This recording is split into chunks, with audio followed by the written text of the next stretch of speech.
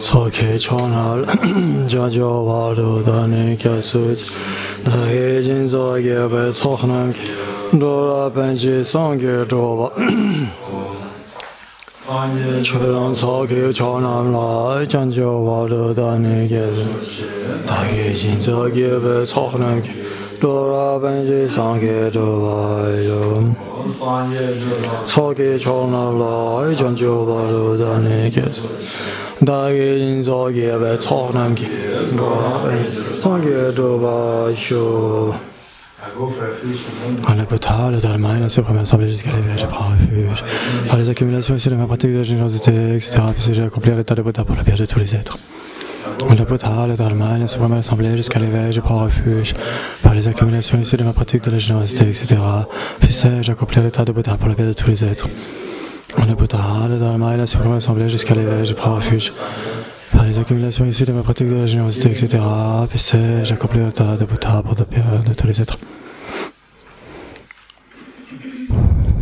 Om ye dharma hetu prabhava hetum te shamdatagato yavadat Tesham chayo niroda evam vadi mahashramanaye swaha Om ye dharma hetu prabhava hetum tesham dathagado yavadat Tesham chayo niroda Vadi mahashramanaye swaha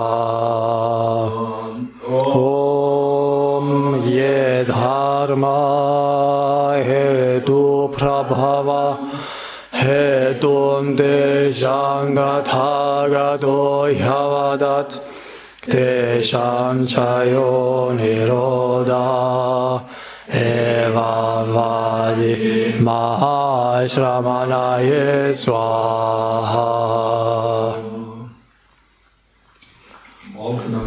Tous ces phénomènes qui viennent de cause, ces causes ont été enseignés par le Tathagata, de même que leur cessation, ainsi par les grands renonçants. Le fondement de toutes les qualités de la Tsongkhapa dans le livret par la suite.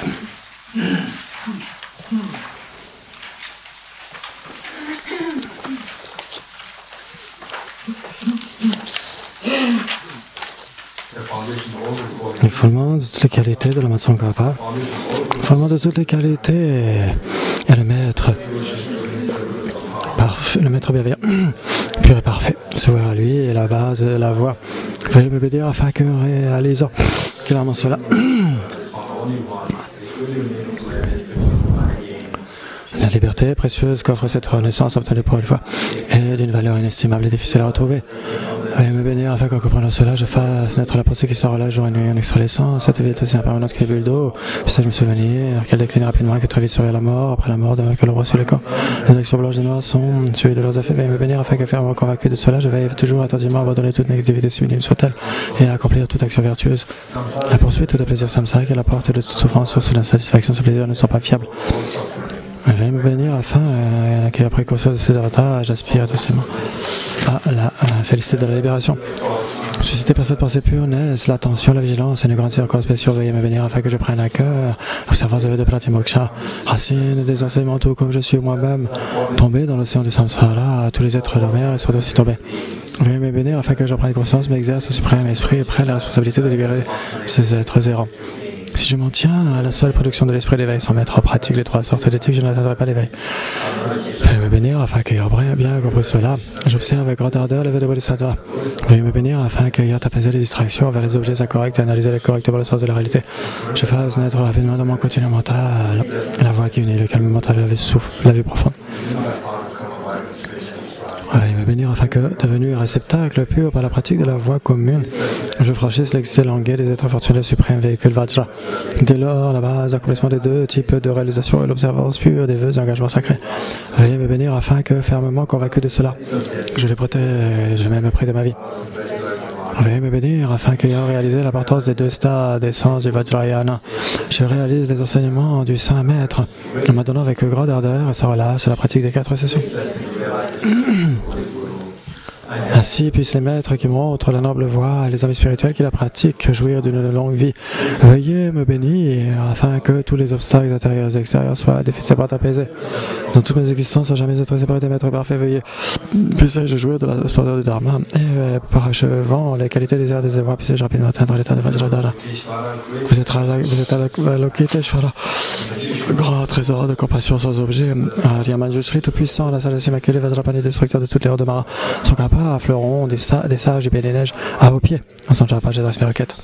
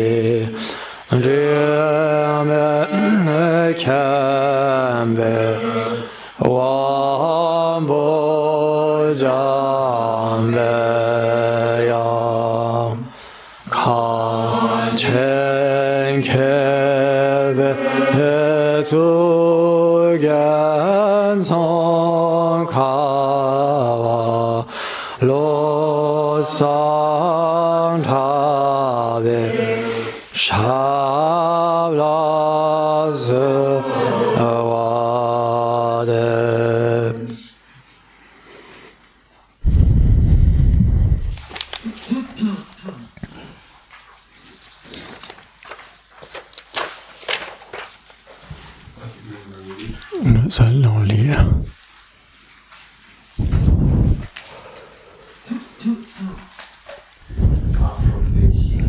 en anglais, page 208, l'interdépendance et la vacuité.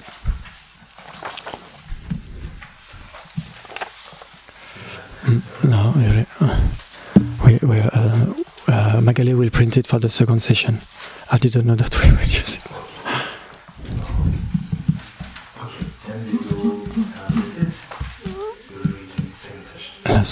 Leçon. Pour la seconde session, on aura les impressions. Donc on va faire l'offrande de mandala à tous les maîtres, le Bouddha Shakyamuni, à tous les maîtres comme les grands saints Saraha, Tilopa, le grand saint Naropa, Jisimarpa, et Jisimechepa, Naropa, Jisimeralepa, Jisigambopa, et tous les grands maîtres. Et donc, Sachin Kogen, le sang Penchen, le sang Chuki Gensen, et aussi jusqu'à sa sainteté. Et donc, nous allons bien sûr visualiser tous les Bouddhas et les Bodhisattvas.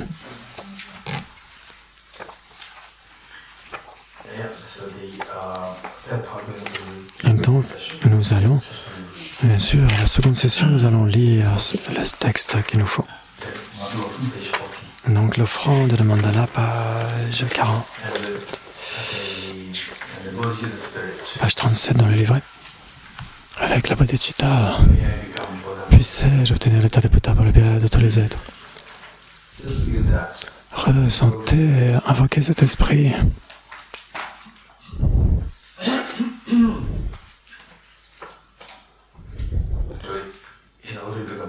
Dans le but d'obtenir l'état de Bouddha, veuillez m'inspirer à générer l'attitude du Mahamudra qui est sous-tendu par bodhicitta et prend l'aspect du Dharmakaya, la sagesse de la vacuité.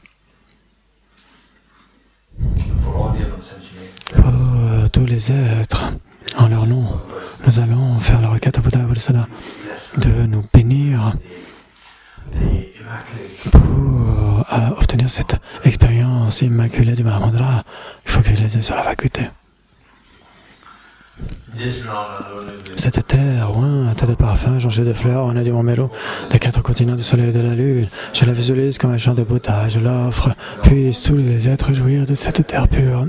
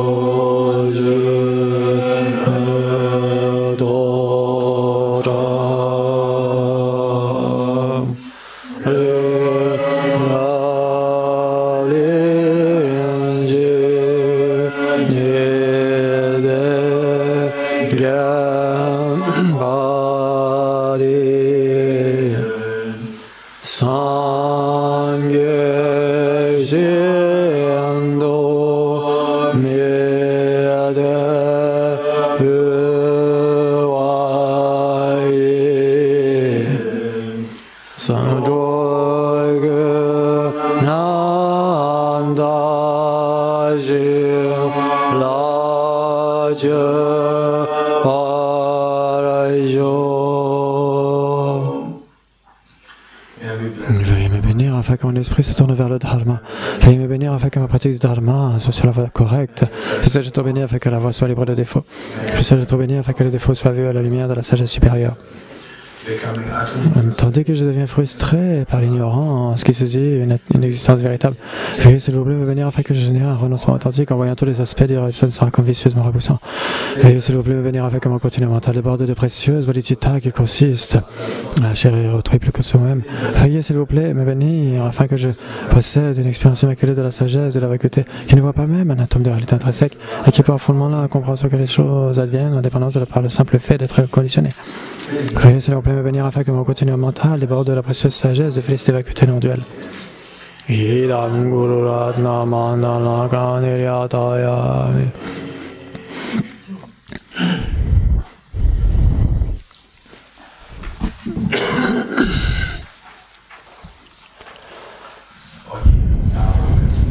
Donc on va continuer par rapport où on s'était arrêté la dernière fois.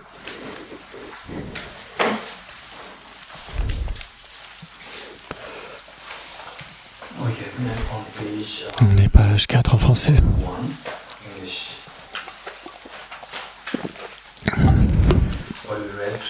Ce que nous avons lu, nous étions à l'avant-dernière strophe.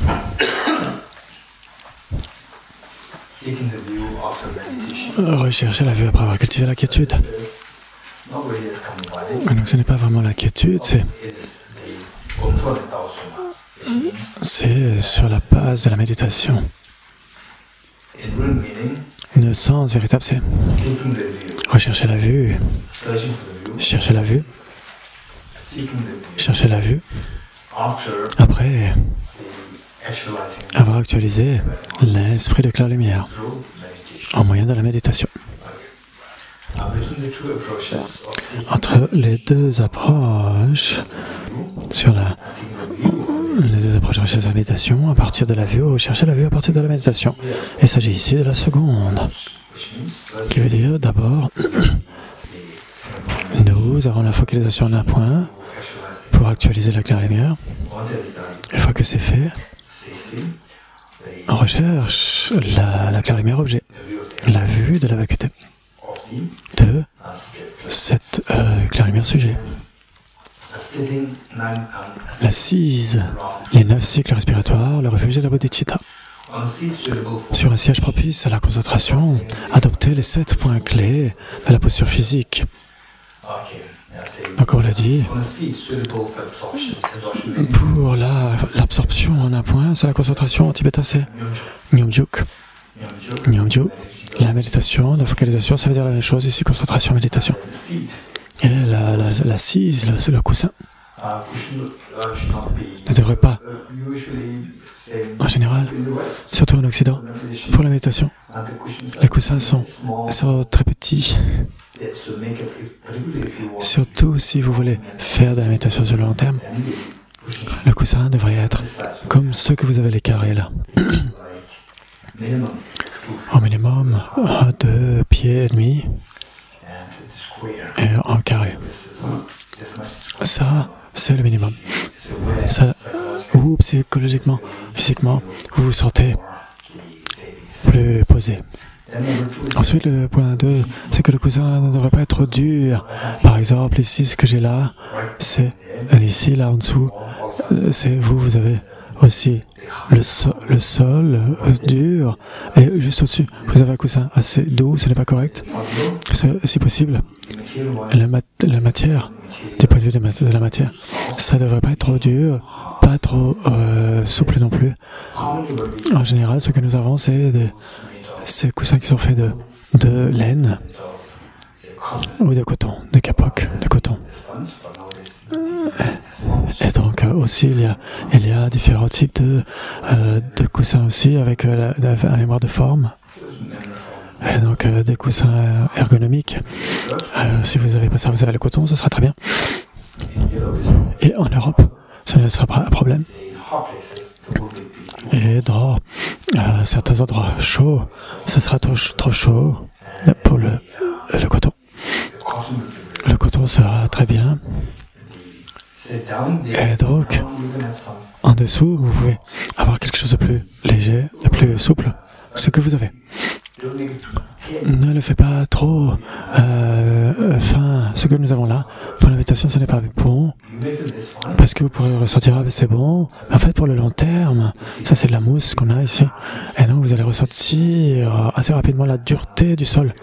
Et vous allez avoir des problèmes dans les genoux. Et donc, des douleurs qui peuvent survenir.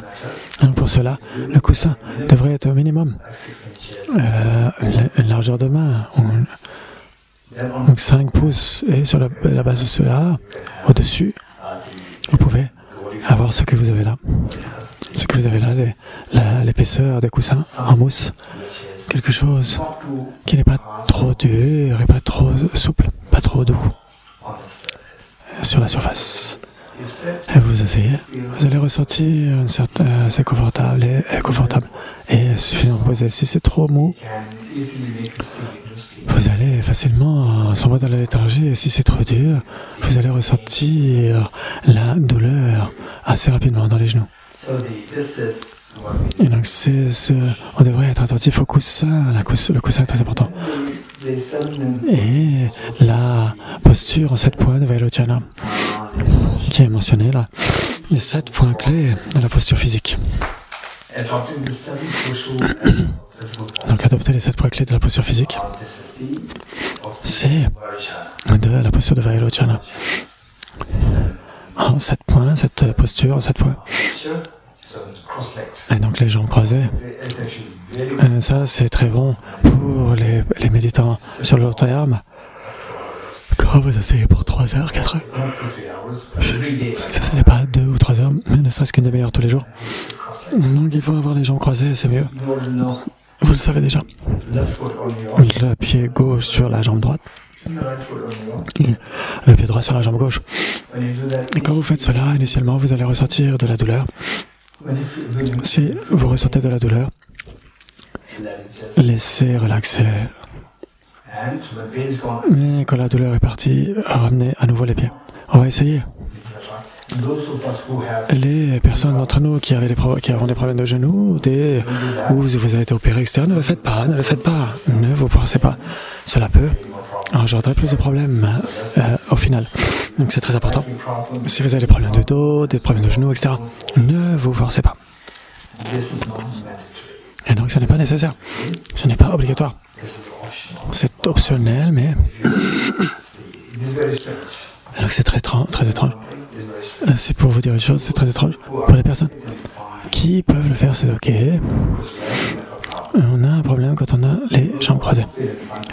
Les problèmes qui ont des problèmes dans les genoux, s'ils ne s'assiedent pas les jambes croisées, c'est ok en méditation, ça c'est très...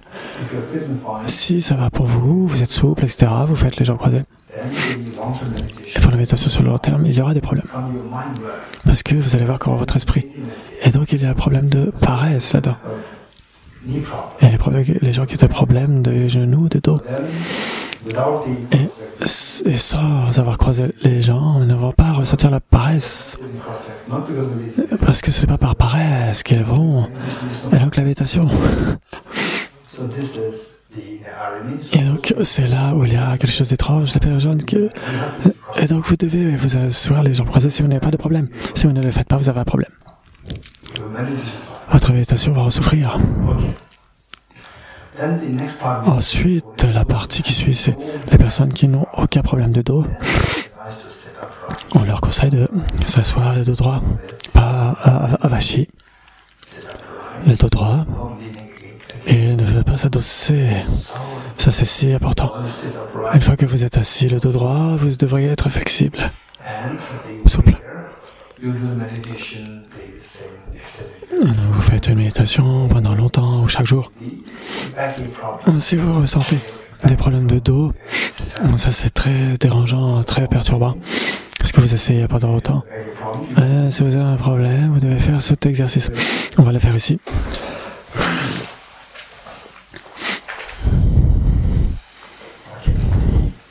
Les mains avec les pouces fermés. Quand vous êtes ensemble, vous n'avez pas besoin de faire comme ça, c'est juste pour vous montrer. Et donc, vous allez être assis avec les pouces dans les mains, dans les poignets, dans les poings fermés. Et donc assis, droit. Le dos devrait être très très droit. Et les deux bras sont étendus. Là comme ça. Donc, ramenez vos mains vers le haut. Et vers votre côté de gauche. L'index. Et vous bloquez la narine droite. Le dos de votre index. Vous mettez à nouveau la main sur vos genoux et vous expirez. À nouveau.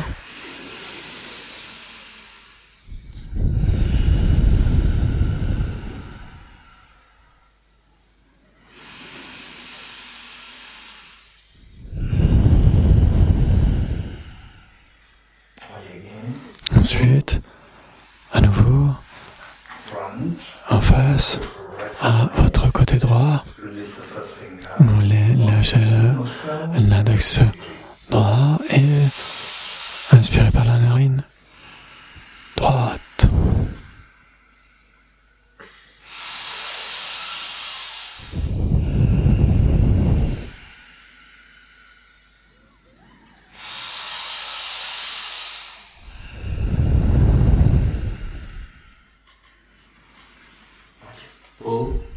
Attirez.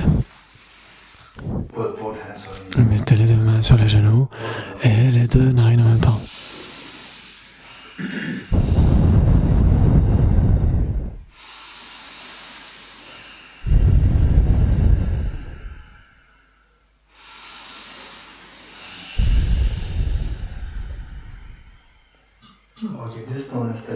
Ça c'est connu comme étant les 9 cycles, la respiration en 9 cycles. Pour éviter les problèmes de dos qui peuvent survenir, on va faire l'exercice. Donc là, vous avez les mains juste à plat, comme ça sur les genoux. Pas fermés, pas les poings. Vous avez le dos, le bras droit qui est légèrement le bras gauche, pardon, qui est légèrement recourbé, le bras droit est droit. Et c'est l'épaule droite qui vient sur le genou gauche. 1, 2. Voyez voir, sentez si votre dos est étiré. 3. Ensuite l'autre côté, gardez votre bras droit-gauche. Droit. Et ensuite étirez l'épaule gauche toujours. Bras gauche, épaule gauche sur le genou droit autant que possible. Et ressentez si le dos est tiré. 2.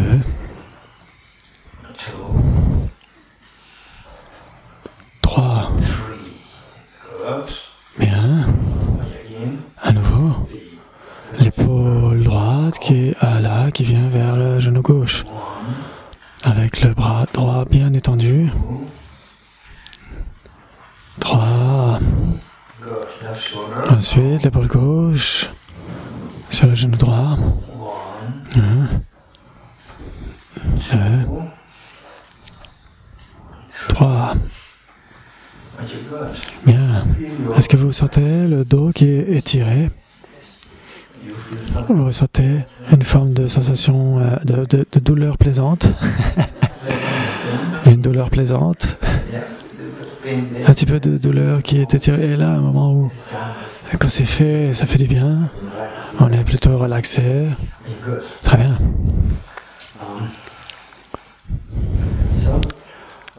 Le point ici, c'est qu'avec les jambes croisées, le dos est droit, ça c'est si important.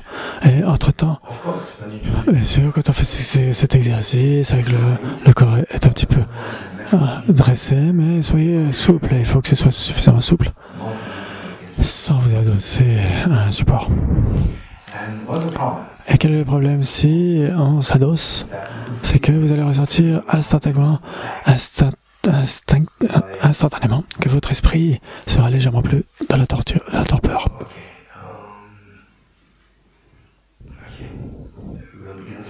Venez, Gensen là, si tu veux venir là. Non. Non, c'est toi. Est-ce que vous voyez une différence? Et va me dire la différence par la suite. Est-ce que vous sentez, vous, une différence? A, B, A, B, A, B, A, B. Est-ce que vous voyez une différence? Non, tu as vu une différence? Et donc le premier c'est plus relaxé, ensuite c'est plus fort. Et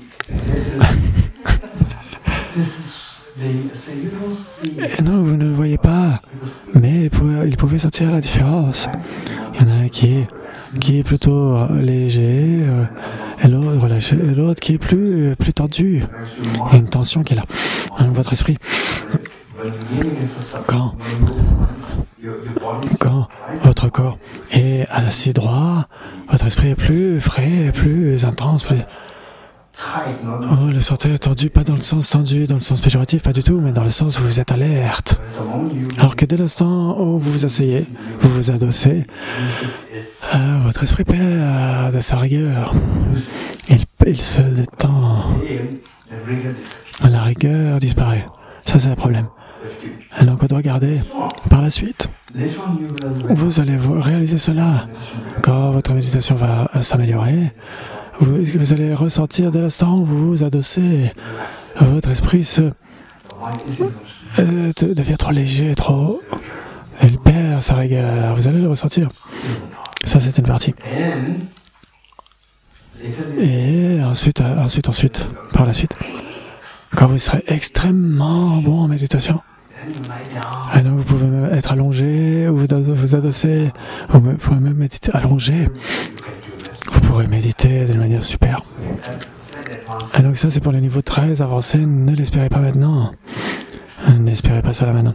Pour l'instant, la chose, c'est que on est les jambes croisées autant que possible. Ne vous adossez pas sur un support. Et c'est si important pour l'instant. Parce que si je ne vous donne pas toutes ces nuances, toutes ces différences, par la suite, quand vous serez prendre la méditation, vous abstiendrez toujours de vous adosser et vous ne vous allongerez pas. Vous pourrez vous sentir, ah, je me souviens, il y a 20 ans, il nous avait dit ça, au Satrokala Chakra. Je ne devrais pas m'adosser, je ne devrais pas m'allonger, non.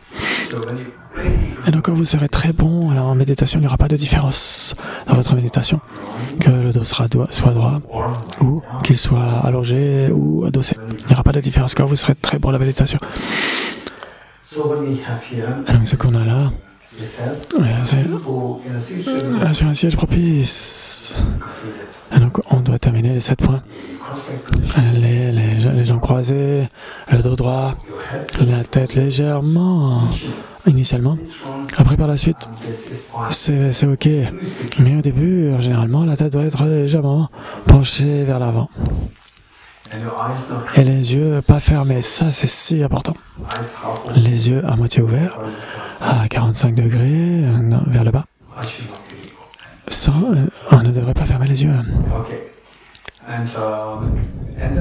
Et par la suite, initialement quand on commence, bien sûr quand on commence, on débute la méditation, quand on a les yeux fermés, ça peut être vraiment soulager, ça peut nous soulager.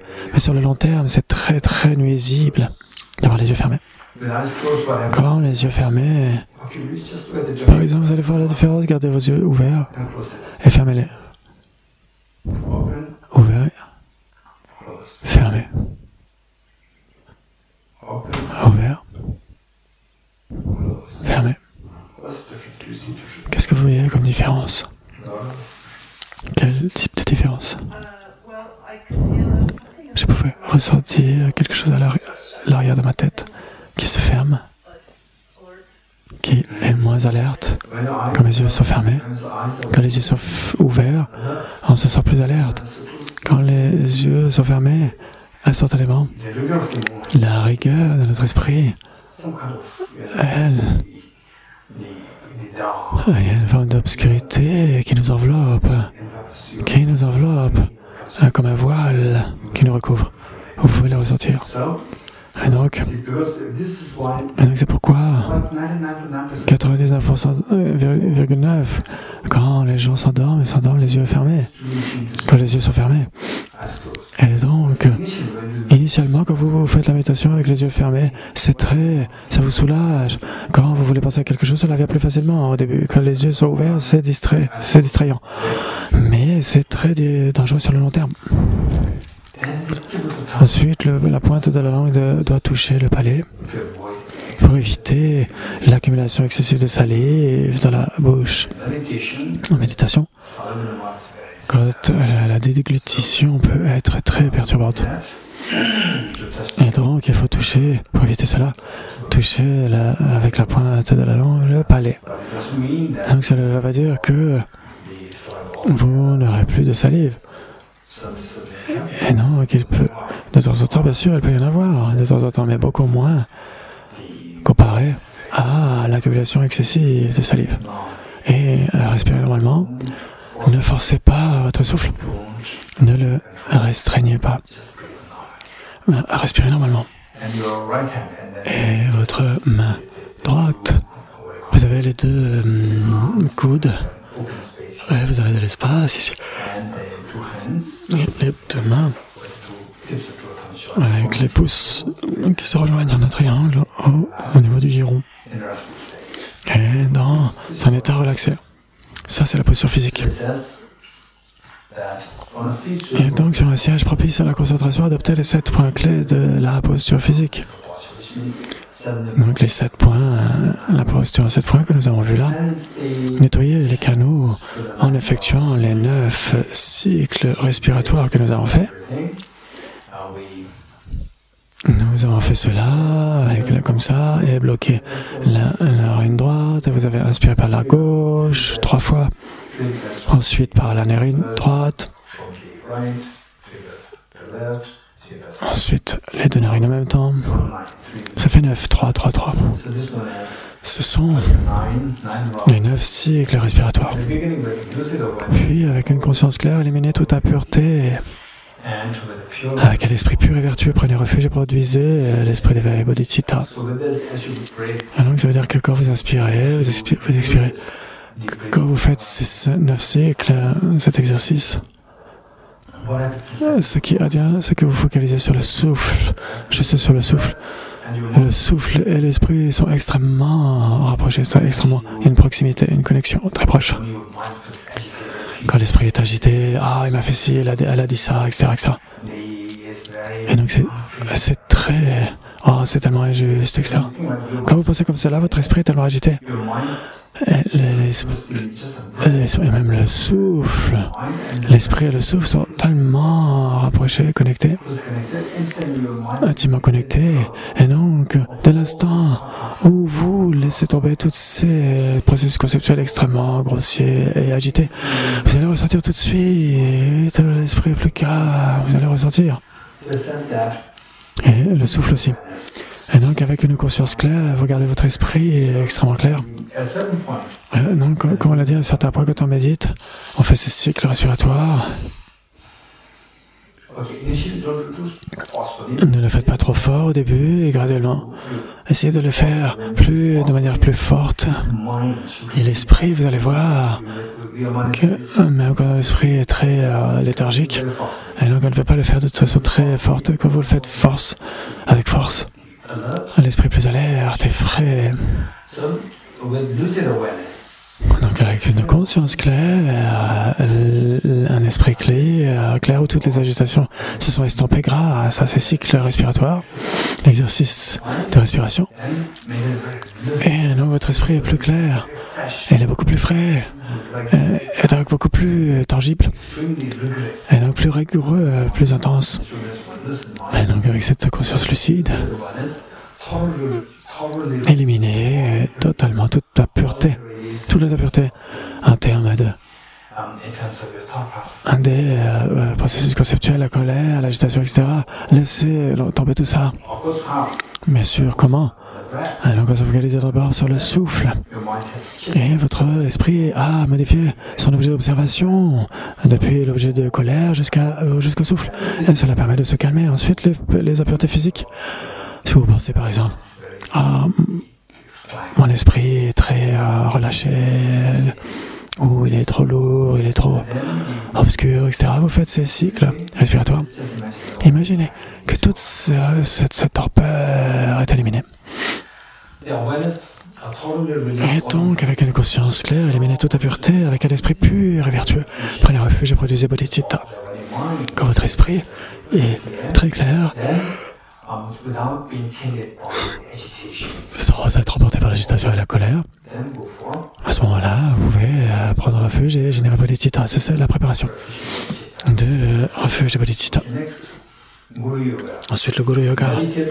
Cultivez la profonde voix du yoga du maître et ayant prononcé de puissantes prières d'aspiration ferventes, des requêtes, oui, c'est plutôt des requêtes ferventes. Il faudrait modifier parfois. Par centaines, absorber le maître en vous-même. Et donc, ce que l'on fait, c'est que quand on développe le refuge et bodhicitta, on a le char de refuge, vous visualisez votre maître, le gourou, et vous faites des requêtes très puissantes. Puissais-je être capable d'actualiser le Mahamudra, l'expérience du Mahamudra, et la claire lumière qui se focalise sur la claire lumière objet. Et après avoir fait ces requêtes, vous visualisez que le gourou, tous les Bouddhas et les Bodhisattvas se dissolvent dans le maître, et votre maître aussi se rejoint le dessus de votre requête. Au début, il est en face de vous, par exemple, vous êtes là, et il va au sommet de votre tête. Et quand il vient au-dessus de votre tête, il fait face dans la même direction que vous. Il change la direction. Et depuis le haut du canal central, il vient dans votre cœur. Vous pouvez faire ça là où à la couronne. De la couronne, vous pouvez aller jusqu'au cœur ensuite. Et ensuite, vous pouvez dire mon gourou est toujours avec moi. 24 sur 24, 7 jours sur 7 dans mon cœur. Et visualisez que votre gourou est votre esprit et votre déité, quelle qu'elle soit, sur laquelle vous vous focalisez, comme Sri Kala Chakra, Sri Goya Samaja, ou Sri Chakra Samara, ou Sri Vajabhairava, ou Sri Hayagriva, Sri Vajrakilaya. Et donc, quelle que soit cette déité, le maître et votre esprit, en fait, le gourou devrait venir. Le gourou, votre déité et votre esprit, ils sont indivisibles, ils sont un.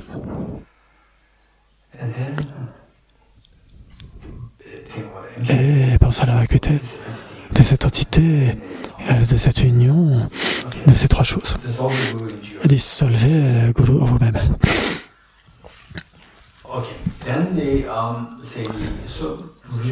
Donc on visualise que le gourou, votre déité et votre esprit, ils deviennent tous non-duels. Et ils sont toujours avec vous, toujours. Ensuite, reconnaître la réalité conventionnelle de l'esprit. On voit que dans le Mahamudra, il y a deux aspects. On essaie de trouver la nature, la véritable nature de l'esprit. Cette véritable nature, elle a deux niveaux. L'une est la véritable nature conventionnelle de l'esprit. La nature véritable et conventionnelle de l'esprit.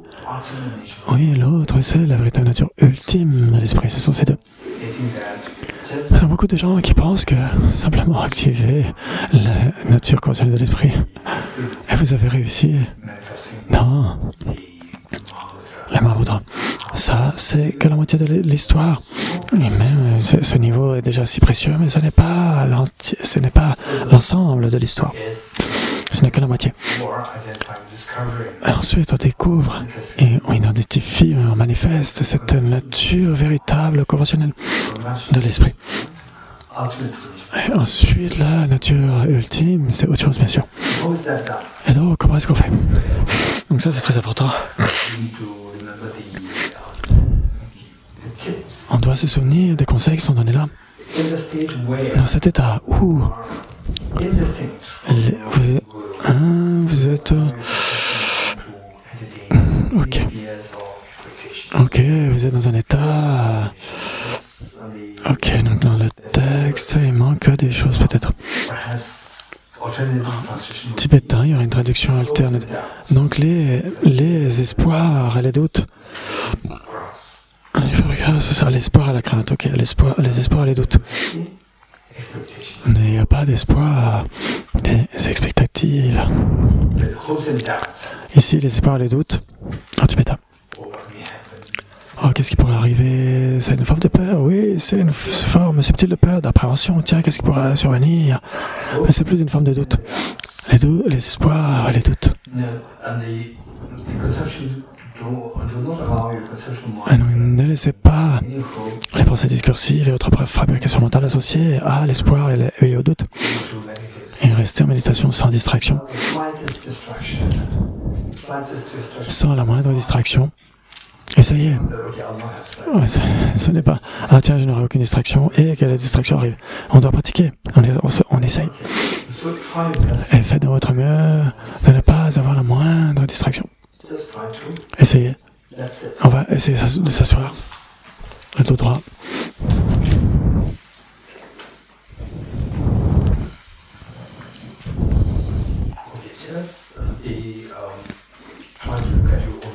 Essayez d'observer votre propre esprit. Vous avez pensé à la fleur et toutes les distractions s'estompent. Et observez cette cible. Où se trouve cette fleur qui apparaît? N'entretenez aucune autre pensée. Restez là dans un moment.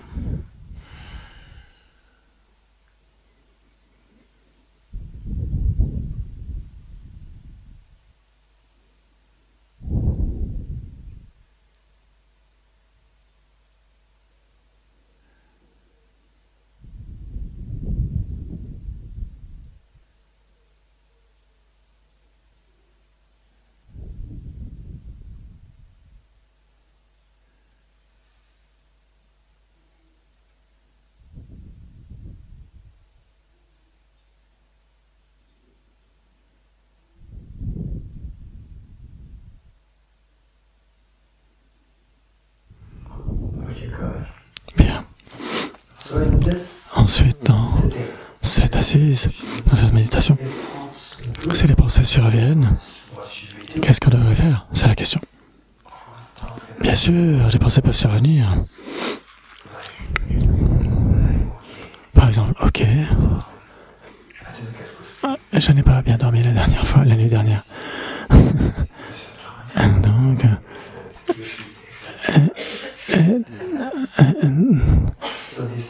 ces pensées peuvent venir. Oh, je devrais acheter un billet de train pour après cette retraite, etc. Et donc, toutes ces pensées qui peuvent survenir. Et donc, quand elles viennent, qu'est-ce qu'on devrait faire? On doit entretenir ces pensées naturelles. Bien sûr, si vous délibérément vous allez entretenir, ce sera sans espoir. Si délibérément vous allez continuer à les entretenir, à quoi je vais penser? Tiens, je vais penser à ceci, à mon train, etc. Si des pensées involontaires, si c'est des pensées volontaires, là c'est dans votre main, dans vos mains. Si je vous dis pensez au cheesecake, et là vous allez délibérément penser, ça c'est une pensée volontaire, vous allez penser volontairement au cheesecake. Ça bien sûr, vous devez arrêter cela. Ça c'est dans vos mains. Mais les pensées involontaires, combien d'entre vous avez eu l'expérience des pensées involontaires qui viennent en vous, sans que vous ne voulez pas que ça vienne en vous, cela vous vient en vous? Oui. Quand cela arrive, qu'est-ce qu'on devrait faire? Donc il est dit que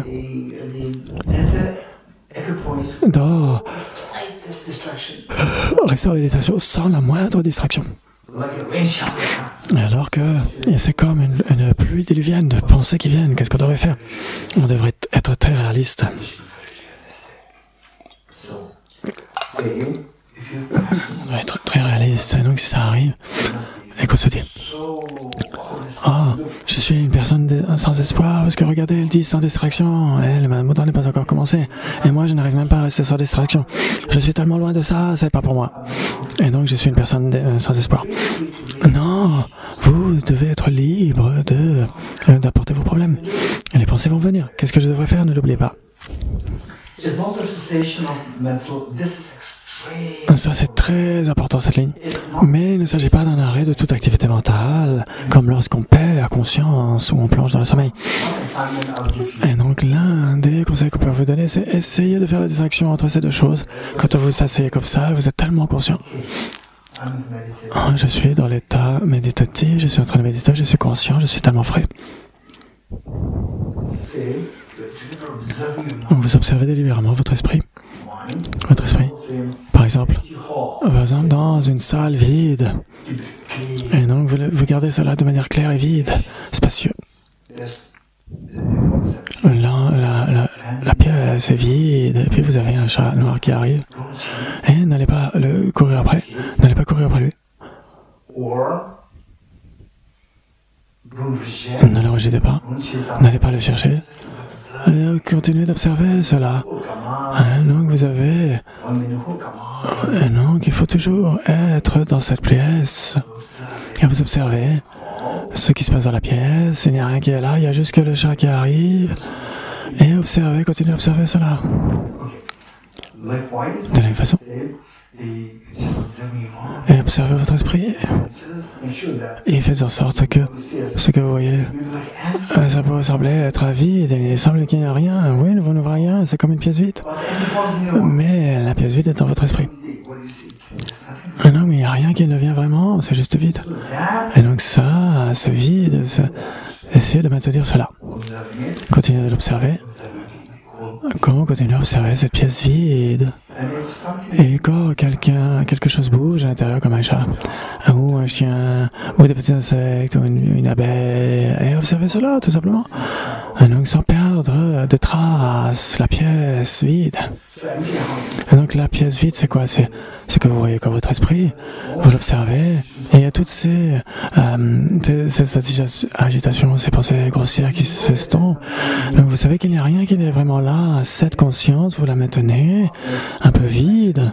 Et donc là, vous savez quand il y a une pensée qui vient, comme un chat noir qui entre dans la pièce, vous maintenez le contrôle de ce que vous observez.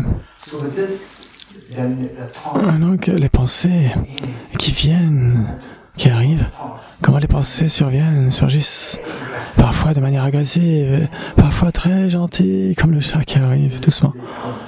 Et comment les pensées surviennent. Et quand les pensées surviennent, maintenez l'observation de cette pièce vide, de cette expérience vide, de vide. Observez cela, n'allez pas courir après. N'allez pas poursuivre ces pensées, ne les rejetez pas non plus. Ça, c'est une approche. La seconde approche sera donnée plus tard. Et donc, ce n'est pas du tout l'arrêt de toute activité mentale comme lorsqu'on perd conscience ou qu'on s'endort. Et donc, quand on est dans cette pièce vide et il y a une pensée qui vient, vous pouvez ressentir, tiens, il y a une pensée qui vient. Continuez à observer l'ensemble de la pièce vide. Avec le chat, ne perdez pas de traces à la pièce. Et au contraire, quand on se sent tellement fatigué, méditez, oui. Et votre esprit s'endort, etc. Non, ne dormez pas. Et vous essayez de méditer. Et là, votre esprit est totalement faible. Comment on dit léthargique. Totalement léthargique. Il n'y a pas d'énergie qui est là. C'est comme un peu vide, vraiment très vide, vraiment vide. Et donc, vous ne savez même pas que c'est vide. De ne pas même pas être en mesure d'apprendre quoi que ce soit. C'est comme un coma. Ça, au contraire de cette pièce vide, qui est vide en effet, même quand le chat arrive, elle continue d'être vide. C'est une pièce vide. Ça, si on fait la comparaison avec le fait de sombrer dans le coma, de s'évanouir, la distinction doit être faite. Si on ne peut pas faire la distinction entre ces deux, vous devez essayer de faire de votre mieux pour faire cette distinction. Une fois que vous êtes capable de faire la distinction, à ce moment-là, c'est extrêmement utile. À ce moment-là, vous pouvez continuer votre méditation. À ce moment-là, c'est ce qui va vous aider à ne pas sombrer dans la léthargie, la torpeur, la cumulité, le laxisme de votre esprit. Donc, sinon, on pense qu'on médite alors que le laxisme est là, elle se construit, et cela fait en sorte que votre esprit soit très lent. Et la proactivité de l'esprit, la fraîcheur de l'esprit disparaît. Et donc pas uniquement pour cette vie, mais cette sale habitude va venir au cours des vies à venir, c'est très dangereux. Et donc bien que vous soyez né comme, par exemple, avec un petit garçon et une petite fille extrêmement frais, mais l'esprit tellement lent, n'est-ce pas? Et les enseignants pensent que vous êtes paresseux. Non, vous n'êtes pas paresseux, non, vous avez créé cette habitude dans les vies passées, là, avec une mauvaise méditation. C'est pourquoi cette méditation, le conseil qui est donné, c'est doit être fait avec beaucoup de prudence. Et donc, ce que je vous ai dit, c'est d'apprendre comment faire la distinction entre eux. Vous méditez et il n'y a rien qui vient de votre esprit. Mais rien ne vient de votre... Mais c'est votre objet de méditation. Et quand une pensée vient, quand par exemple...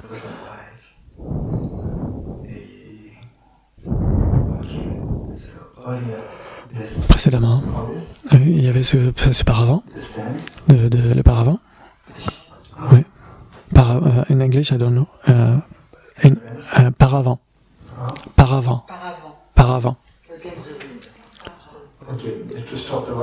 Pour empêcher le wind sheet. Et on dit, mais il est tombé la dernière fois. Et ça, c'est venu à votre esprit, par exemple. Pour aucune raison. Tiens, ça vient dans votre esprit. Ça vient dans votre esprit. Et donc, mais ça, on s'est dit, mais cette pensée vient vers moi. Vous êtes conscient de cela. Parfois, vous êtes emporté dans votre train de pensée, vous êtes en train de rêvasser. Tiens, par exemple, vous êtes en train d'étudier pour votre examen. Et soudainement, vous perdez la trace. Est-ce que là, vous êtes parti, vous êtes apporté dans un train de pensée, à penser un rêve. Vous êtes en train de rêvasser un épisode, puis un épisode, puis, et là, vous avez dit, mais qu'est-ce que j'étais en train de faire? Et vous avez 10 minutes sont parties. Cela ne devrait pas venir, ça ne devrait pas advenir. Quoi qu'il advienne, une bonne pensée, une mauvaise pensée, vous devriez être conscient que c'est en train d'arriver.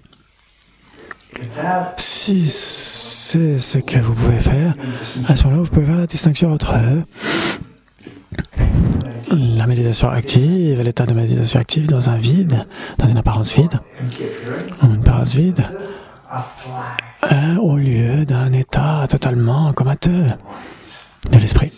Cette distinction doit être faite. Si vous pouvez faire cette distinction, alors la chance pour vous de sombrer dans la torpeur est bien moindre. Sinon, cette méditation, la plupart du temps, le danger, c'est que l'esprit va être dans le relâchement. Et en particulier, si vous savez que votre esprit, en général, peut être déjà inerte, relâché, n'est pas si rapide ou actif. Dans ce cas-là, je dirais, apprenez cela. Mais ne le faites pas. Faites autre chose. Faites autre chose. Observez le souffle, le fait de respirer, et cela, cette méditation ici, la différence, c'est que l'objet n'est pas si clair. Du point de vue de l'objet, voir l'objet, c'est plus facile. Voir une glace très transparente ou une glace un peu comment dire, sale. C'est plus facile de voir la transparente, vous comprenez? Parce qu'il y a quelque chose qui est là, qui est moins visible.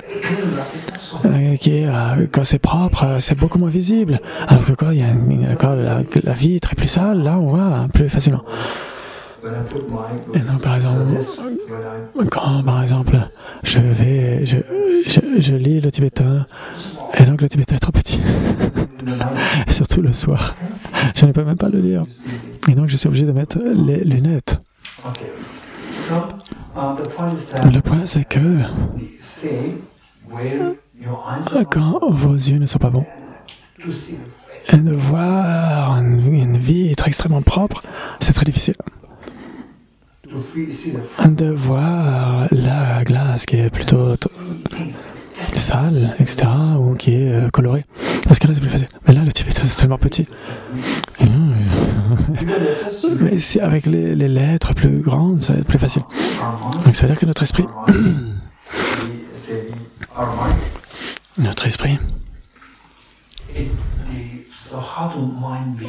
comment notre esprit se comporte?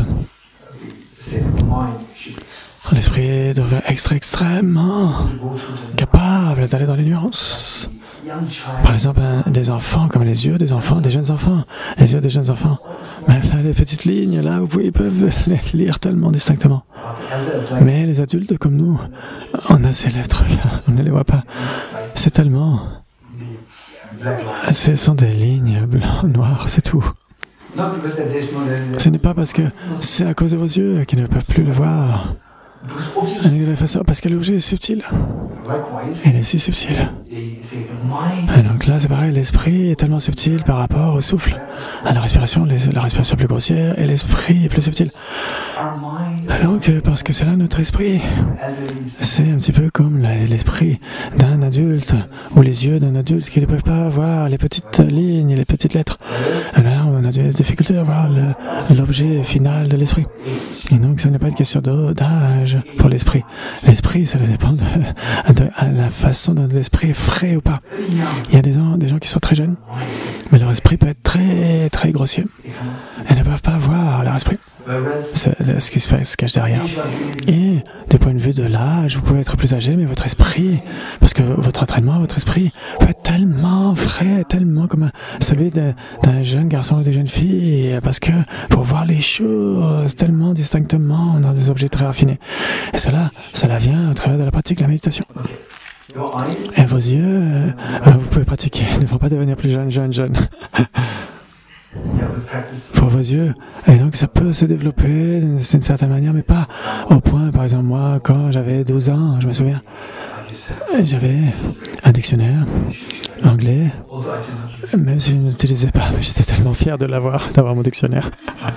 Mes amis, mon ami, lui, il était très bon en anglais, lui, il utilisait mon dictionnaire tout le temps. Mais mon boulot, c'était de le garder, de ressentir que je l'avais, je le possédais. Donc c'était mon possession, c'était mon bien, c'était ma fierté. Et je l'ai amené à porter devant mon père. Et mon père, et je lui ai montré. Et il a pris, et il a regardé. Et il était dans sa cinquantaine, et il ne pouvait rien lire. Et il a dit, mais ce sont des lettres ou juste des lignes noires? Il me l'a redonné, et il m'a dit, lis, et j'ai lu tellement vite. Et il était tellement fasciné. Et maintenant, j'ai obtenu son âge. J'ai atteint son âge et je ne peux plus lire non plus ce dictionnaire. Et donc, ce que je dis, c'est que les constituants de notre corps, ils vont devenir de plus en plus faibles, mais notre esprit peut devenir de plus en plus frais, grâce à l'entraînement. Et donc, le point, c'est que cette distinction est si importante. C'était quoi la distinction? C'était quelle distinction? Qui? Qui? Vite. Quand vous êtes dans la maison, dans la pièce vide, par exemple, Laura, oui, explique. A et B. Tu dois dire A et B et faire la distinction. A serait donc la maison, la pièce vide. La pièce vide, qui est l'esprit, libre de distraction. Votre esprit voit la maison vide, tu comprends? Ton esprit, ton esprit voit la maison vide, la pièce vide. Et donc c'est vide, il n'y a rien qui est là, mais tu es conscient que c'est vide. Alors, oui, au contraire d'un état d'esprit qui est en train de se déroupiller, qui est tellement fatigué, et on ne voit même pas la maison vide. N'est-ce pas? Donc ces deux consciences sont très similaires. Dans notre expérience, quand on n'est pas entraîné, quand on voit la maison vide, on pense encore « Ah, mais je ne vois pas l'objet, je ne ressens rien, je ne ressens aucun objet. » Et donc, c'est comme dans un état comateux, vous pourriez ressentir cela. Et donc cette distinction ici doit être faite. Quand vous voyez la maison vide, la pièce vide, c'est votre objet. Vous êtes conscient de cette pièce vide. Et donc, par exemple, votre esprit n'a pas d'objet, il n'y a pas de pensée qui sont là. Et donc, l'absence de pensée, c'est l'objet de votre esprit. Cette absence de pensée, il n'y a pas de pensée, c'est vide, c'est l'objet de votre esprit. Alors que, quand l'esprit est en train de roupiller dans le temple, il n'y a pas d'objet non plus. Il n'y a pas d'objet. Mais là, il n'y a pas de processus conceptuel.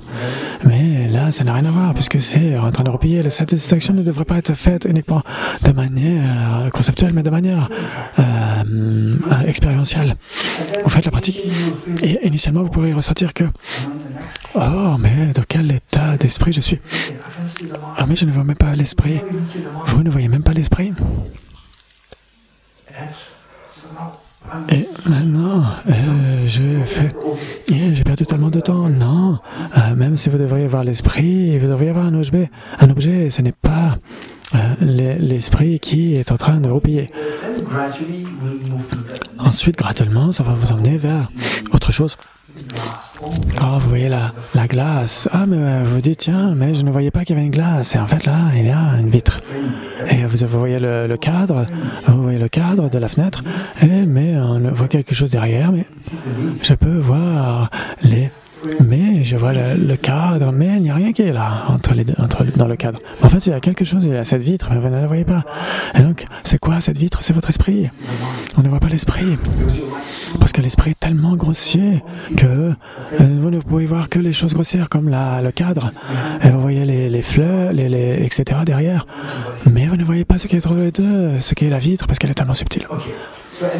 Et donc là, de la même façon, vous voyez les feuilles dehors, vous voyez le cadre, et vous voyez que la glace est vide. Essayez de demeurer là. Vous vous dites, ah, mais tiens, mais qu'est-ce qu'il y a là? Entre les feuilles et moi-même, il semble qu'il y a rien là. Et plutôt que de ressentir roupiller où il n'y a pas d'objet, c'est deux choses, il y a une différence. Si vous pouvez voir cette différence dans votre méditation, oui. Ah, mais là, je suis conscient. En fait, il n'y a pas de pensée qui vient en moi, mais il y a comme cette conscience qui est là. Ma conscience est toujours fraîche. Je suis conscient, je suis alerte. Au contraire de...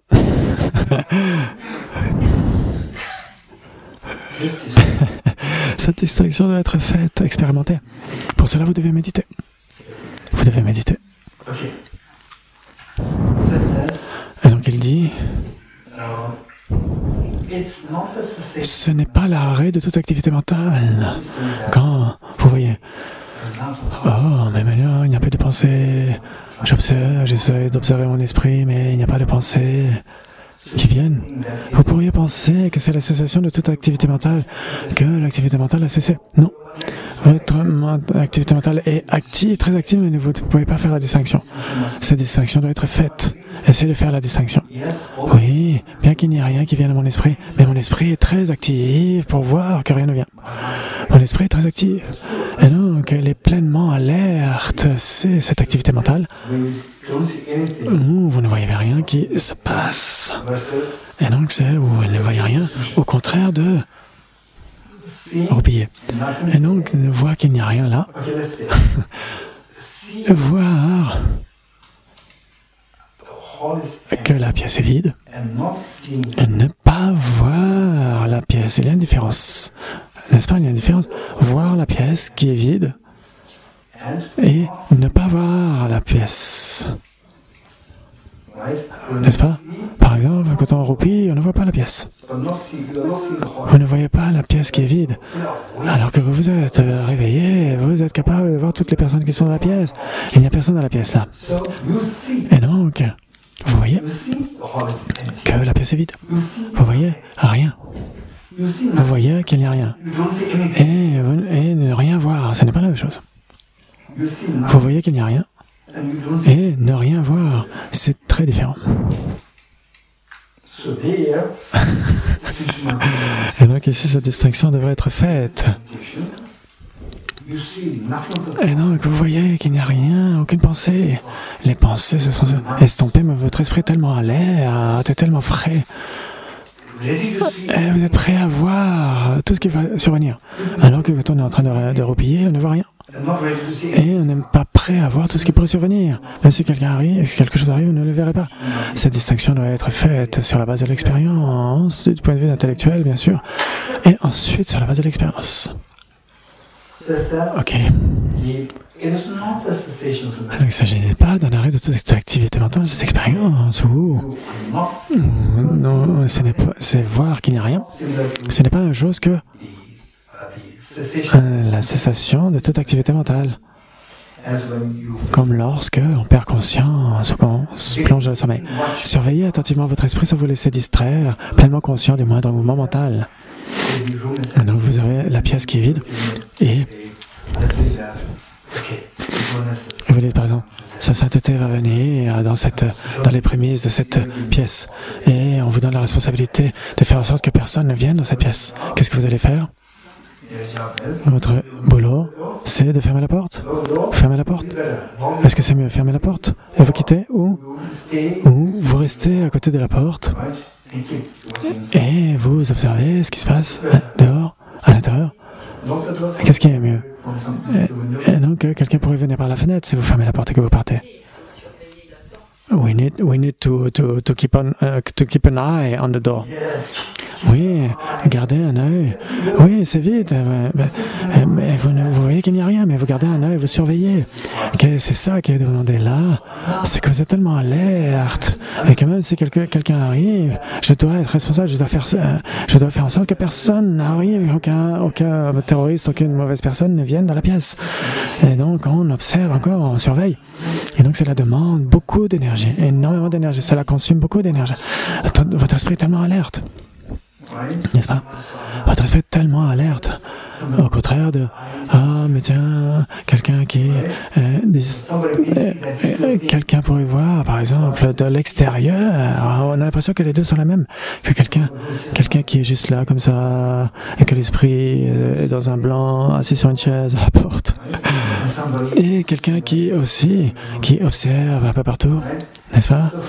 Donc, de l'extérieur, ça semble être similaire. Ces deux personnes font la même chose, elles sont assises là. Mais, mentalement, ces deux sont extrêmement différents, vous êtes d'accord avec moi? L'un est tellement alerte et l'autre, il n'y a pas du tout d'esprit alerte. Et donc, là, dans cette méditation, ce qu'on doit faire, c'est maintenir cet esprit alerte, cette vivacité. Mais de l'extérieur, on a l'impression que c'est la même chose, mais à l'intérieur, c'est tellement différent. Surveillez attentivement sans vous laisser distraire pleinement. Et donc, par exemple, il faut faire attention que l'esprit soit attentif. Votre esprit doit être là, en train d'observer. Vous devez être attentif à ce qui se passe avec l'esprit. Et donc, avec faire en sorte que votre esprit pleinement conscient, donc alerte. Et donc tout mouvement de vos pensées conceptuelles, vos pensées conceptuelles qui viennent, tous les mouvements, vous en êtes attentif. En tibétain, Namto Giwa. Namto, c'est les conceptions, Giwa, c'est le mouvement de la conception et de l'esprit conceptuel. Ensuite, resserrez fermement votre attention et votre esprit doit être très alerte, très vivace, très intense, très alerte, pas être relâché. Il est alerte. Et regardez dans sa nudité la nature de cette conscience claire. Et donc c'est ce que nous avons fait précédemment. Vous regardez l'esprit qui est clair et cognitif. Et donc, comment est-ce qu'on regarde l'esprit comme étant clair? Comment est-ce qu'on regarde l'esprit comme étant cognitif? On en a déjà parlé, on l'a déjà étudié, on l'a pratiqué précédemment. Essayez d'observer dans sa nudité. Ça, c'est un mot très puissant. Mais c'est très difficile, ça prendra du temps. Nullement la nature de ces consciences claires. Par exemple, la réflexion, le reflet de la fleur bleue ou d'autres choses, quoi que ce soit d'autre, et donc qui s'est formé à la surface de l'esprit, et donc la surface de l'esprit doit être très claire. Ce n'est rien d'autre que mon esprit qui doit être très clair. Mais non seulement cela, mais en plus elle est lumineuse, il y a la luminosité, parce que le reflet qui s'est formé, je vois la fleur que s'il y a de la lumière qui est là. S'il n'y avait pas de lumière, je ne la verrais pas. Donc de la même façon, je peux voir cette image qui se reflète de la fleur dans mon esprit, il doit y avoir une certaine luminosité. Cette luminosité, elle n'est pas extérieure, c'est une luminosité mentale. Et non seulement cela, mais vous êtes conscient que l'image s'est formée, vous savez que ça s'est formé là. Et donc c'est clair et cognitif. Et donc reconnaissez toute pensée qui en émerge. Donc continuez. Et donc, sa nature claire cognitive, vous demeurez là-dessus. Alors bien que ce soit, alors vous pouvez voir les choses tellement magnifiques, non? C'est l'esprit. Vous pourriez vous ressentir démoralisé quand vous faites cette pratique. On va dire, mais il n'y a rien. Il n'y a rien à identifier. Le livre, par exemple, au contraire, ça c'est clair. La tasse, c'est clair, mais l'esprit, on ne voit rien du tout. Ce n'est pas la façon dont c'est présenté de manière distincte ici, mais il faut suivre. Et reconnaissez toute pensée qui en émerge. Et vous savez, vous voyez qu'il n'y a rien qui est là. Alors vous amenez dans cette expérience de vivacité. Et une pensée pourrait venir et, par exemple, oh tiens, je peux entendre le son. Est-ce que c'est le vent? Est-ce que c'est la pluie? Et donc ce sont des pensées. Et donc là les pensées surviennent. Et quand les pensées surviennent, et donc reconnaissez toutes les pensées conceptuelles qui surviennent. Oh, je devrais être attentif. Oh, que je ne sois pas emporté par ce train de pensée. Et donc cette pensée arrive, je me demande est-ce que c'est la pluie ou le vent. Et donc je continue à observer. Tiens, quand le chat arrive. Oh, le chat est arrivé. Sors de là. Donc laissez aller. Continuez d'observer la pièce tout entière, la chose tout entière. Et en même temps, observez que le chat est en train de revenir. Observez les deux choses. De la même façon, quand une pensée arrive, observez-la. Tiens, cette pensée est venue. C'est très magnifique. C'est magnifique si vous réussissez dans cette pratique. C'est tellement beau. Et donc, une pensée qui arrive, vous la reconnaissez comme c'est une pensée, ça c'est très différent. Quand vous la reconnaissez, elle est là, tiens, il y a une pensée qui arrive, je dois être attentif. Donc ça, c'est le spectre large de mon esprit, et au sein de cela vient une pensée, et observez, reconnaissez cela. Reconnaissez toute pensée qui en émerge. Ensuite, l'assaut. Et de plus, ou bien, il y en a en tibétain. Et donc il ne devrait pas y avoir de plus. Et en français, il n'y a rien. Non, il y en a, c'est différent en tibétain. Et là, les traducteurs ne sont pas des Tibétains, ne sont pas des gens qui parlent le tibétain depuis toujours. Yang, ça veut dire plus. Il y en a, ça veut dire ou bien. Il y a une différence. Si on dit yang, il y en a, c'est pas la même chose. Là, c'est en ou bien. Il y en a en tibétain. Il y en a. Et donc ici, on doit avoir ou bien. Dans tel un dualiste, on doit avoir ou bien. En français, il faut corriger, il faut rajouter ou bien. Continuez à observer que le chat arrive. Ne dites pas, ne venez pas, ne viens pas. Ou n'allez pas courir après le chat. Et donc, vous n'allez pas essayer, vous allez continuer de l'observer. Ça, c'est une chose. Ensuite, quand la pensée arrive, vous allez la trancher tout de suite. Ce sont deux méthodes. Donc, c'est ou bien, c'est pas en plus, c'est ou bien. Ou bien, tel un dualiste.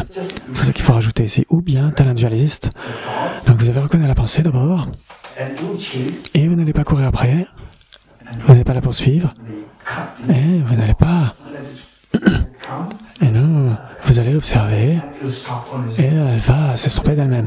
Ensuite, la seconde option, ou bien, tel un dualiste avec son épée qui est en train de faire, qui est par exemple deux personnes qui sont en train de faire de l'escrime.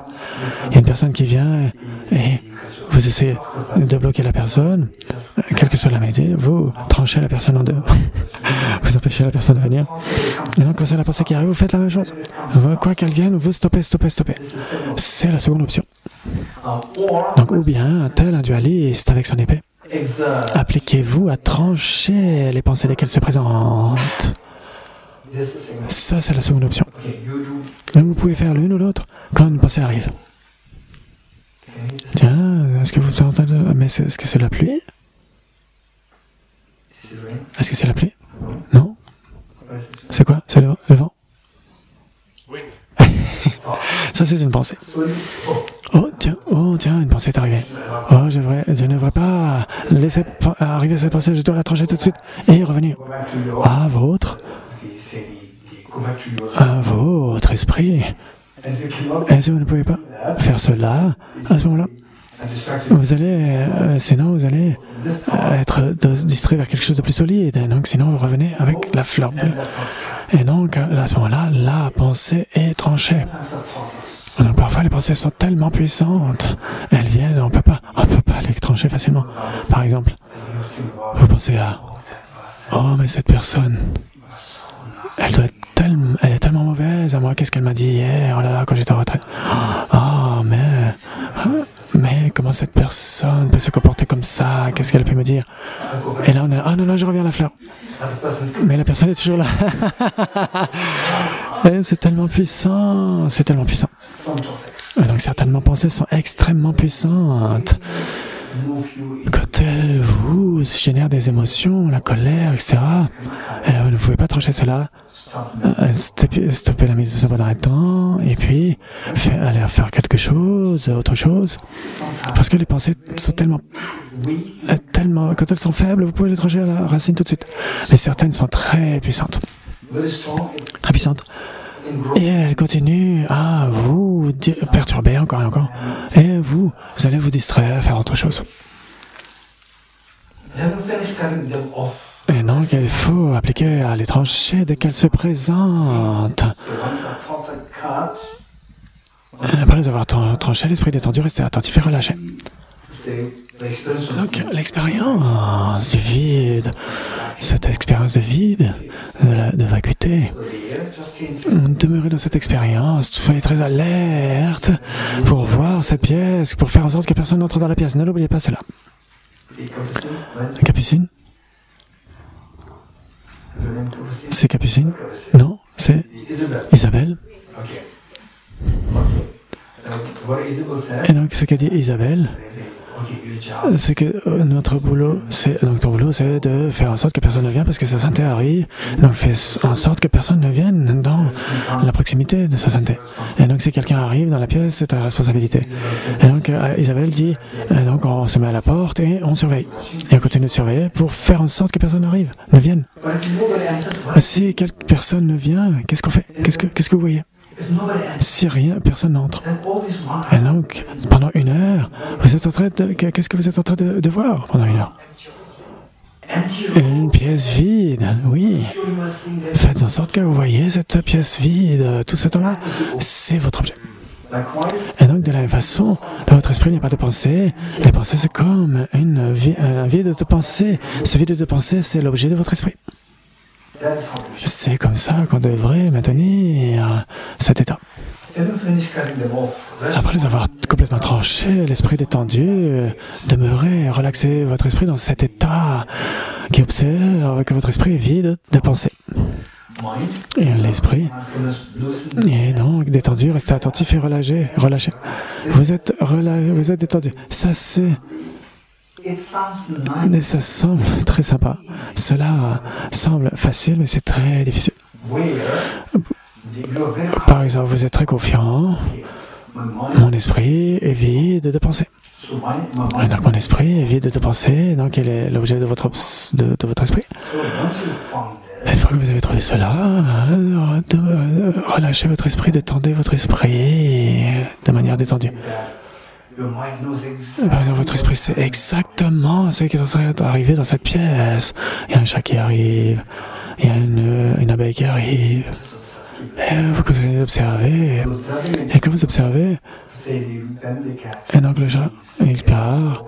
Et non, parce que vous ne donnez aucune attention, il s'ennuie, il s'en va. Et donc le chat, le chien, s'ils arrivent, ils veulent votre attention. Et vous continuez à observer ce qu'il fait, vous ne le touchez. Et vous n'allez pas dire, ne viens pas. Si vous le gardez, etc., c'est le chat à votre attention. Si vous dites, ne viens pas, il a votre attention. Vous ne donnez aucune attention, vous le snobez, vous l'observez, il s'ennuie, il s'en va. Il s'en va. Le chien s'en va. C'est comme ça que ça arrive. Et donc, c'est comme ça que les pensées partent. Elles s'arrêtent. Quand cela arrive, vous maintenez cette vivacité, cet état d'esprit alerte. Qu'est-ce qui est là? Ok, qu'est-ce qui est là? Il n'y a personne qui est là. Ok, je suis très confiant que rien n'est là, que personne ne soit là. Et donc, vous êtes toujours assis sur la chaise, et donc, est-ce que vous voyez qu'il n'y a rien? Et vous continuez d'observer. Et donc, il y a ces deux choses qui arrivent en même temps. Au début, vous êtes très alerte pour voir que rien ne vient dans cette pièce est vide. Ok, maintenant, je peux m'asseoir. Et vous asseyez sur la pièce, sur la chaise, et vous continuez d'observer la pièce vide. Et donc, resserrez fermement, puis détendez en relâchant. C'est là que... non, pardon, excusez-moi, c'est juste au-dessus de l'esprit. Détendu, restez attentif et relâché. Quand les pensées ont complètement été tranchées, vous n'accordez aucune attention à ces pensées, elles disparaissent, sans perdre votre état d'esprit d'alerte, votre attention, vous relâchez, vous détendez. Ok, les choses sont sous contrôle, on peut se détendre. Donc ensuite, resserrez fermement, puis détendez en relâchant. Restez attentif et relâché. C'est là que se situe le placement de l'esprit. Donc c'est bien la citation ici. Et on dit encore, quand l'esprit emmêlé se détend, nul doute qu'il se libère. Quand vous avez par exemple votre esprit initialement, il y a toutes ces pensées qui sont là, qui vous perturbent, qui vous distraient. Et ensuite les pensées, parce que l'esprit qui est lié par les pensées, elles sont libérées. Et bien sûr, votre esprit se détend. Sur l'esprit, on les laisse détendre, nul doute qu'il se libère. Quand vous trouvez que les pensées se sont plus détendues, votre esprit aussi, vous allez voir que par exemple, l'eau dans un verre, par exemple, au début, l'eau, elle est agitée, elle est sale, et donc vous la gardez là. Vous observez l'esprit, par exemple, de la même façon, vous observez l'état vide de l'esprit, que l'esprit est vide de pensée. Et donc, l'eau, vous la posez dans la tasse, vous la laissez là. Vous la laissez là tout simplement. N'allez pas essayer de contrôler ou de la poursuivre. Vous la laissez là dans le verre. Et vous allez voir que les sédiments vont précipiter naturellement d'eux-mêmes. Et donc l'esprit, de la même façon, vous allez observer l'esprit et les mouvements extrêmement subtils de l'esprit, les mouvements de l'esprit. Bien que vous pensiez, ok, ça c'est sous mon contrôle, même il peut y avoir quand même des fluctuations. Ce n'est peut-être pas des pensées très grossières, mais elles continuent à se précipiter, à se reposer, etc. Et progressivement, l'esprit a son état naturel. Donc sans doute, il se libère lui-même. Observez simplement l'esprit qui automatiquement va être plus posé par lui-même. Il va être de plus en plus il va être relâché. Donc c'est la claire lumière subtile, sujet, qui va survenir. Vous ne serez pas sujet aux turbulences des pensées. Et donc vous êtes libéré de cela.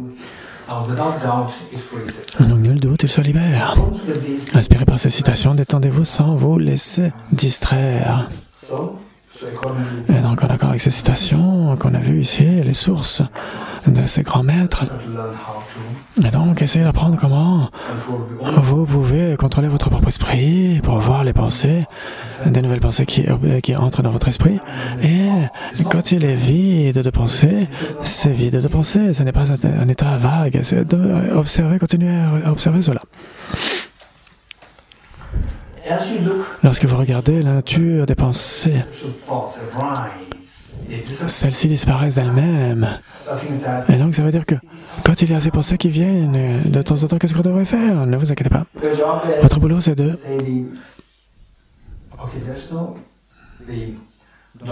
Il n'y a pas de chien là, mais visiblement, vous pouvez voir avec les chiens, mais pour les chats, je ne sais pas.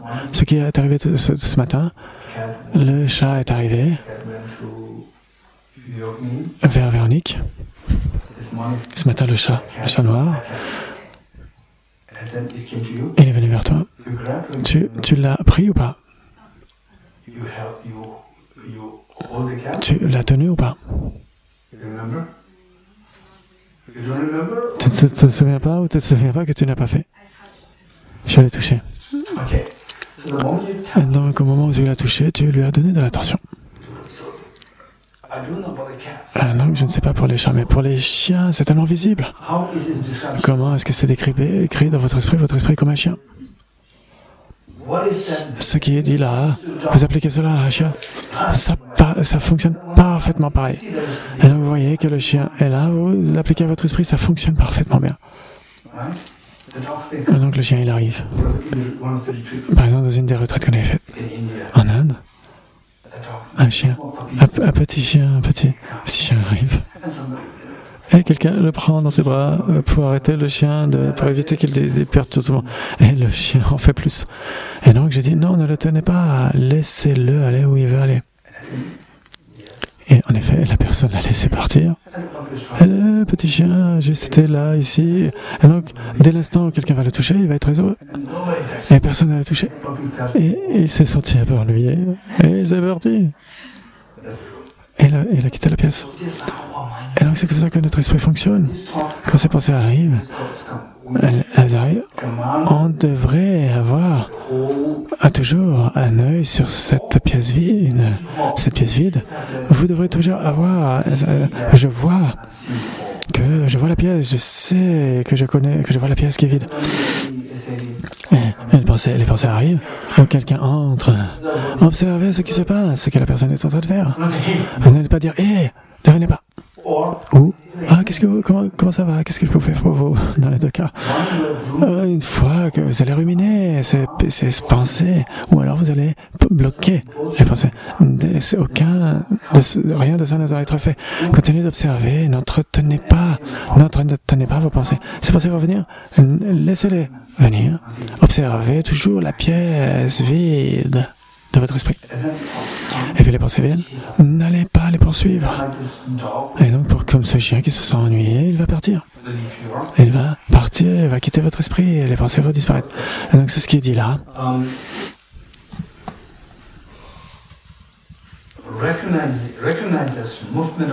De même, quand vous examinez la tranquillité... non, c'est où? Ah, ok. Désolé. C'est juste au-dessus. Lorsque vous regardez la nature des pensées, celles-ci disparaissent d'elles-mêmes et une vacuité apparaît. C'est des pensées conceptuelles, elles viennent. Et continuez d'observer votre esprit et votre propre esprit. N'allez pas poursuivre les pensées. N'allez pas les rejeter. Les pensées vont disparaître d'elles-mêmes. Et une vacuité apparaît et se fait jour. Parce que les pensées sont portées, qu'est-ce qui reste? Quand les gens quittent la pièce, qu'est-ce qui reste? Une pièce vide. La vacuité, le vide, se fait jour. De même, quand vous examinez la tranquillité de l'esprit, quand vous observez que l'esprit est très tranquille, il est très calme, pas de pensées qui surviennent. Un point, une clarté vide, lumineuse et sans entrave. Et donc ça c'est très important quand vous regardez cela, cette pièce, cette fenêtre. Et donc vous voyez simplement le cadre, il n'y a rien qui soit là au milieu. Vous continuez à observer et qu'est-ce que vous allez voir? Votre esprit va acquérir la compétence de voir ce qui est là. Et donc, qu'est-ce qui est là? Vous allez voir que celle-ci, là c'est vraiment vide, là la porte est ouverte, là il n'y a vraiment rien entre eux, là vous avez la porte, elle est ouverte, et donc là vous pouvez passer à travers, alors que là on ne peut pas passer à travers. Là, on ne peut pas passer à travers. Il y a quelque chose qui est là, il y a la vitre qui est là, il y a du verre qui est là, alors que là il n'y en a pas, là vous pouvez passer à travers, là vous ne pouvez pas passer à travers. Et donc si vous voyez la différence, vous allez regarder de manière très attentive, vous allez commencer à voir une clarté, un objet clair qui est là, vous comprenez? Un objet qui est clair. C'est ce qu'on va voir quand notre esprit va avoir l'opportunité de continuer à s'observer. Et l'esprit va s'entraîner à devenir de plus en plus subtil pour voir l'objet de plus en plus subtil. Et on va commencer à voir qu'il y a une glace qui est très très claire, très lucide, très transparente. Et donc, au lieu de quelque chose qui est totalement vide. Et donc, vous allez voir votre esprit. Et donc, c'est que cette glace qui est là, cette vitre, il y a quelque chose qui est là. Mais c'est sans couleur, vous allez voir quelque chose là. C'est ça qu'on appelle la clarté vide. Lumineuse et sans entrave. Donc la luminosité sans entrave et clarté vide. C'est comme ça que c'est. Donc c'est tellement clair, cette clarté, c'est la conscience qui est tellement claire. Il y a quelque chose qui est là, mais tellement clair. Combien d'avez-vous déjà vu des cristaux très très clairs, très très transparents? Combien d'entre vous avez vu de l'eau extrêmement claire, extrêmement transparente? Et non, comment vous avez vu ça? The Annecy Lake. Annecy in the Alps. There is the lake, une eau très claire. Et donc, comment est-ce que tu pourrais le décrire? Clear. Est-ce que tu étais vraiment impressionné par ça? Oui. Et donc l'eau. Mais l'eau, n'importe l'eau du robinet, etc. Ou l'eau du lac, etc. Non. Ou va dire, non, c'est très différent. Mais comment est-ce que tu peux la décrire? Quelle est la différence? C'est de l'eau. Ah non, c'est très différent. Comment est-ce que tu pourrais la décrire? Ne t'inquiète pas, juste avec tes mots, C'est tellement beau, c'est tellement clair. C'est tellement clair. C'est tellement clair. Qui d'autre? Ben, est-ce que tu as vu de l'eau claire? Quelque chose d'unique. Comme à Montsé, dans cet endroit, à Annecy. Et donc je me souviens. Je ne sais plus où c'était. Mais on pouvait voir à travers. Très facilement. On pouvait voir le fond facilement. Qui d'autre?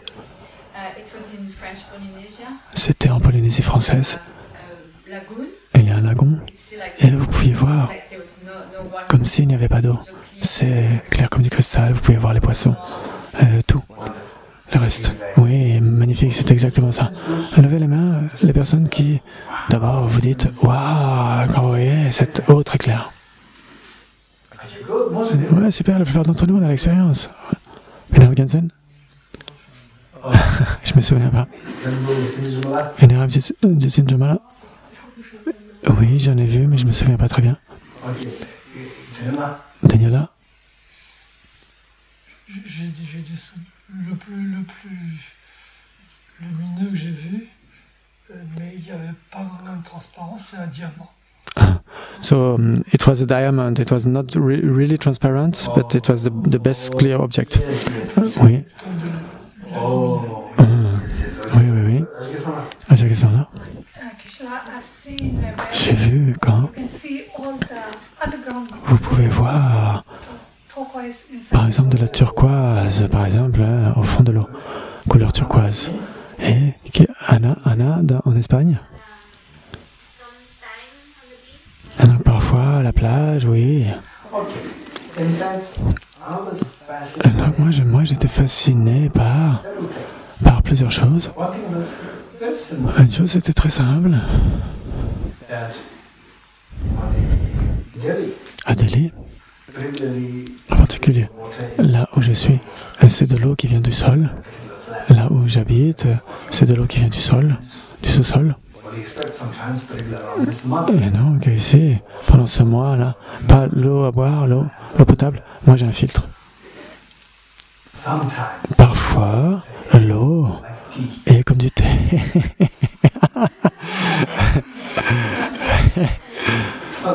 Parfois, pas toujours, dans mon appartement. Pas à Tibet House. Il y a 2 appartements. Et donc on a comme un puits. Un puits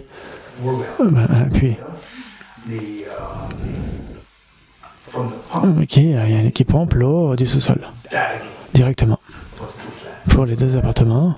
Et donc parfois c'est comme la couleur du thé. Et donc ce qui est arrivé, c'est que et donc on doit rencontrer des gens et l'eau, on ne peut pas espérer qu'elle soit. Et donc l'eau du gouvernement, elle est beaucoup mieux. Je ne sais pas d'où elle est extraite, mais elle est bien meilleure que celle que nous extrayons du sous-sol. Et un jour, ce qui est arrivé, c'est que dans la salle de bain, il y a le robinet et il y avait une fuite qui était là, et donc ça fuyait, tic-tic, goutte à goutte. Et il y avait des gouttes. Et donc parce que j'avais mis un seau, et pendant la nuit, le seau était plein. Et le lendemain, j'étais tellement admiratif de voir l'eau, tellement claire, extrêmement comme du cristal. Vraiment clair, tellement transparent, tellement propre. Et donc, pourquoi est-ce que cette eau, mais elle venait directement du puits? Mais sinon, c'était comme du thé, mais aujourd'hui, elle était tellement différente. Et quand vous voyez cela, votre esprit se sent tellement à l'aise. Il y a une ouverture qui arrive. Alors, comment est-ce que cette eau était tellement claire? Qui veut en parler? Véronique? Peut-être parce que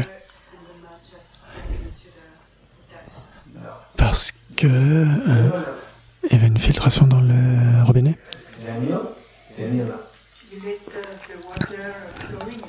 laissé l'eau toute la nuit. Après avoir coulé, une goutte après goutte. Et je ne sais pas si ce que dit Daniel est correct. Ok, Marie-Christine. Simplement parce que les petits sédiments sont plus lourds que l'eau quand ils sont tombés petit à petit au fil du cours. Maybe because all the sediments were resting on the ground of the bucket. Non, c'est la même chose que ce qu'a dit Vernie. Est-ce qu'il y a un filtre? Il n'y a pas de filtre? Non, pas de filtre. L'évaporation.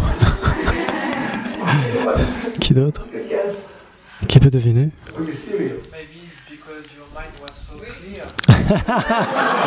Peut-être parce que votre esprit était tellement clair. Mon esprit était tellement clair. Et donc, à ce moment-là, même l'eau qui vient du sous-sol devrait aussi. Et donc, l'autre était sale pourtant. Qui d'autre? Levez les mains. Le goutte à goutte ne transportait pas les impuretés. Because it was like just dripping like this, the impurities could not come with the water. Yeah. Oui.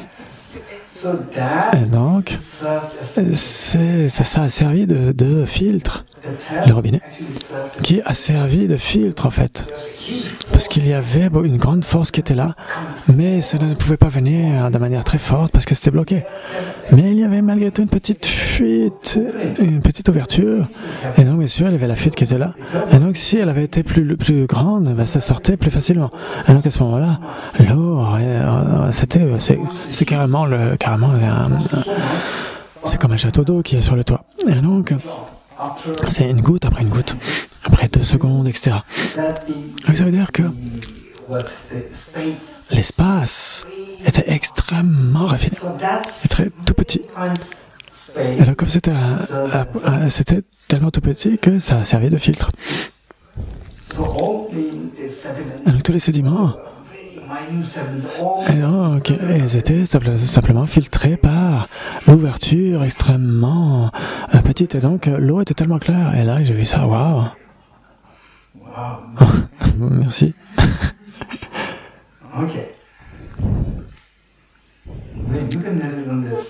Donc, mais Guillaume, tu peux méditer là-dessus. On va s'arrêter là. Il est déjà 10h42.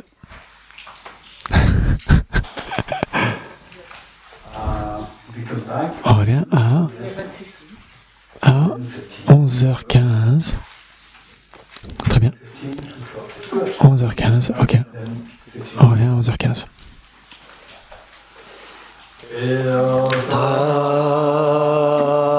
Om Gate Gate Paragate Parasangate Bodhi Swata Dhyata Om Gate Gate Paragate Parasamgate Bodhi Swata Dhyata Om Gate Gate Paragate Parasamgate Bodhi Swata Dhyata Om Gate Gate Paragate Parasangate Bodhi Swaha